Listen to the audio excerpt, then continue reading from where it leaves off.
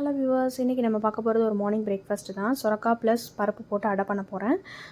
இதுக்கு வந்து 3/4 டம்ளர் துவரம் பருப்பு, 1/2 டம்ளர் கடலைப்பருப்பு, 1/4 டம்ளர் கொண்டக்கடலை, 1/4 டம்ளர் பச்சைப்பயிறு இது எல்லாமே ஆட் பண்ணிவிட்டு இதை வந்து நம்ம ஒரு சைடு வச்சிடலாம், ஊற வச்சுக்கணும். அடுத்தது வந்து 1 டம்ளர் இட்லி அரிசி, அந்த சைஸ் டம்ளர் பார்த்துக்கோங்க. அதுக்கப்புறம் 2 டேபிள் ஸ்பூன் வந்து உளுந்தும் ஆட் பண்ணிக்கோங்க. அந்த பருப்போடு சேர்த்து ஊற வச்சுக்கோங்க. ஒரு 3 to 4 hours ஊற வச்சா போதும்.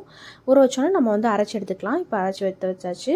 இதில் வந்து நம்ம தேவையான இன்க்ரீடியன்ட்ஸ்லாம் ஆட் பண்ணிக்கலாம்.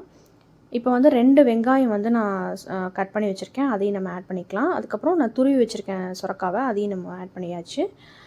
நெக்ஸ்ட்டு வந்து பூண்டு வந்து குட்டி குட்டியாக சாப் பண்ணி வச்சுருக்கேன், அதையும் நம்ம வந்து எடுத்து ஆட் பண்ணிக்கலாம். இதெல்லாமே மிக்ஸ் பண்ணிவிட்டு மசாலாஸ் வந்து மிளகாத்தூள், சோம்புத்தூள், உப்பு, மஞ்சத்தூள் இதெல்லாமே போட்டு நல்லா மிக்ஸ் பண்ணிக்கோங்க.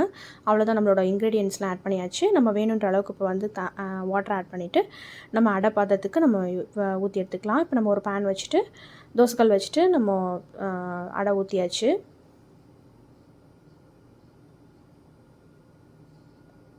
இதில் கொஞ்சமாக நான் வந்து நல்லெண்ணெய் ஆட் பண்ணிக்கிறேன்.